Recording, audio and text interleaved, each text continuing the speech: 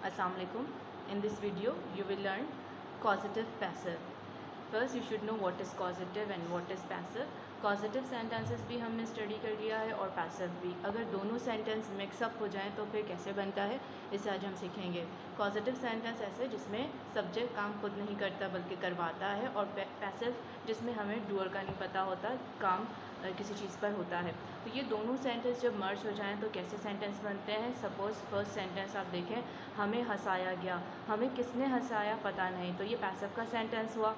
और सेकंड, अगर किसी ने हंसाया तो हंसने का काम हमने किया, तो ये कॉजेटिव हो गया. तो ऐसे सेंटेंस जिसमें आपको कॉजेटिव भी दिखे और पैसिव भी दिखे तो इसे कहते हैं कॉजेटिव पैसिव सेंटेंस. इसे किस तरह बनाते हैं, इसके लिए आपको इसका फॉर्मूला याद रखना होगा. सबसे पहले आपने लिखना है ऑब्जेक्ट यानी समवन, फिर इस टेंस के अकॉर्डिंग आपने हेल्पिंग वर्ब यूज़ करना है और मेड यूज़ करना है. इसमें सिर्फ और सिर्फ जो मेन वर्ब आपका होगा मेड होगा, और किसी भी इसमें पैसिव पॉजिटिव के किसी भी वर्ब में नहीं बनते. पैसिव सिर्फ मेड के ही बनते हैं यानी मेड.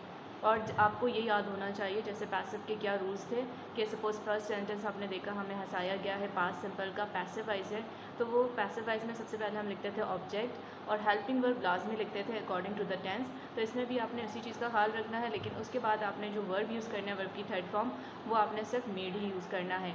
मेड के बाद आप लिखोगे टू, और जो भी आपके पास सेंटेंस का वर्ब होगा उसे आप first form of the verb लिखोगे. इट्स वेरी इजी, बस आप इसे याद रखें object helping verb made to वी1. इससे आप याद रखेंगे. और आपने जब पहचान लिया कि ये कॉजेटिव पैसिव सेंटेंस है यानी कॉजेटिव भी इसमें दिख रहा है पैसिव भी दिख रहा है, तो ये होते हैं कॉजेटिव पैसिव सेंटेंस. तो हमें हंसाया गया पास्ट सिंपल का ये पैसिव है, तो वी किसे हंसाया गया हमें, ये ऑब्जेक्ट हो गया आपका वी, और पास्ट सिंपल का पैसिव है तो उसका हेल्पिंग वर्ब होता है was were. We were made आपने लगाना है लाजमी, we made, we were made, फिर टू, और क्या है वर्क आपका लाफ, तो we were made to laugh. उसे रोज़ रुलाया जाता है. कौन रुलाता है पता नहीं, तो किसे रुलाया जाता है उसे. शी प्रेजेंट सिंपल का पैसिव वॉइस है तो शी इज़, और कॉजेटिव की वजह से यहाँ पे हम लगा रहे हैं made. She is made to cry daily. हमें समझाया गया, किसने समझाया पता नहीं, तो पैसिव का सेंटेंस हुआ. और किसी ने समझाया और समझने का काम हमने किया तो ये कॉजेटिव हो गया. तो we were made to understand.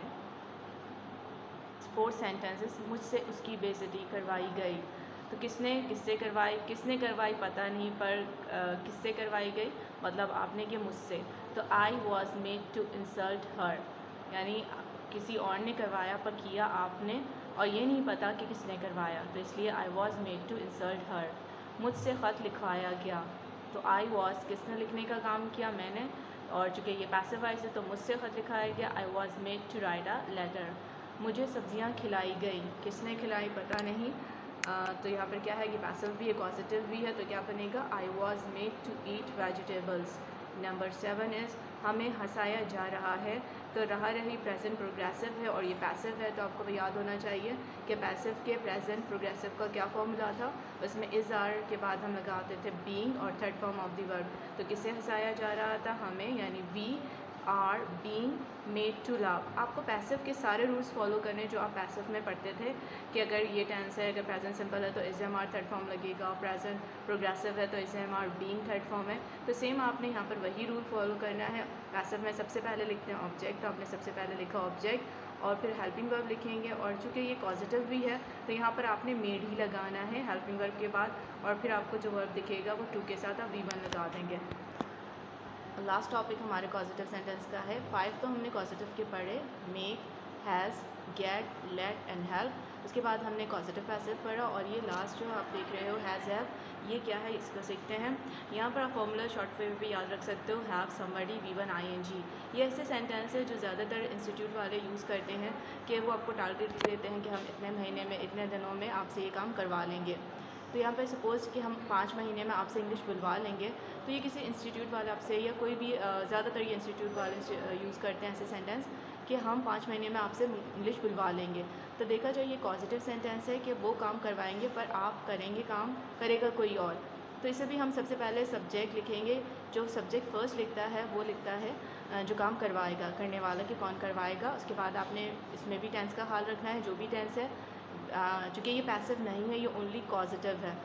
तो यहाँ पे आप इसको इस तरह याद रख सकते हैं कि यहाँ पे टाइम ड्यूरेशन दे दिया जाता है कि कब तक, कितने दिनों तक या कब तक आपसे कोई काम करवा लिया जाएगा.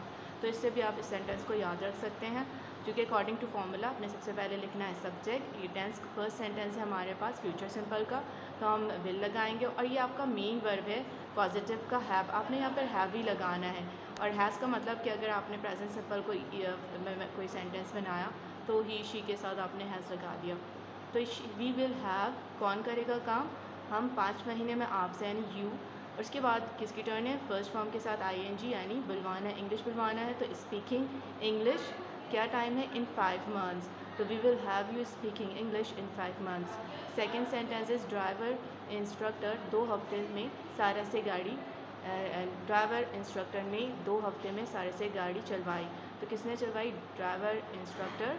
तो ये हैज़, चूँकि हमने हैज़ लगाया है प्रेजेंट परफेक्ट के टेंस के अकॉर्डिंग, और हैड यहाँ पर चूँकि आपका मेन वर्ब है हैड, हैव हैज़, तो इसकी थर्ड फॉर्म लिखेंगे क्योंकि ये प्रेजेंट परफेक्ट का सेंटेंस है।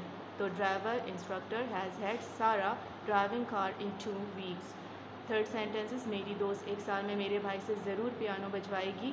तो यानी उस आपकी दोस्त ने आपसे कह दिया कि मैं करवा लूँगी, तो ये करवाएगी वो, पर करेगा आपका भाई। तो ये पॉजिटिव सेंटेंस है, पर इन्होंने टाइम ड्यूरेशन दे दिया, तो इसलिए हम इसे इस फॉर्मूले में बनाएंगे।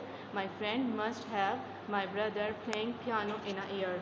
तो आपको पॉजिटिव जब आप पढ़ो तो आप उसको बहुत अच्छी तरह समझें, आपके टेंस अच्छे होने चाहिए, आपका पैसिव अच्छा होना चाहिए, और उसके बाद पॉजिटिव को अच्छी तरह प्रैक्टिस करें। सम वोकैबुलरीज़ हैं, ये कुछ एडजेक्टिव्स हैं, इसे देख लें। First one is plump, is गोल मटोल मोटा। स्किनी मीन्स दुबला पतला। बॉसी हाकमाना। Fourth one is big headed, means मनमानी करने वाला या मगरूर। और फिफ्थ सेंटेंस इज़ विटी, यानी हाजिर जवाब। आप जब ग्रामर सीखते हैं तो आपकी वोकैबुलरीज़ भी अच्छी होनी चाहिए, ताकि जब आप कुछ भी सोचें तो आपको फॉर्मूले आते हों, आपको टेंसेस आते हों, और इसके साथ आपको उसकी वोकैबुलरीज़ आती हों।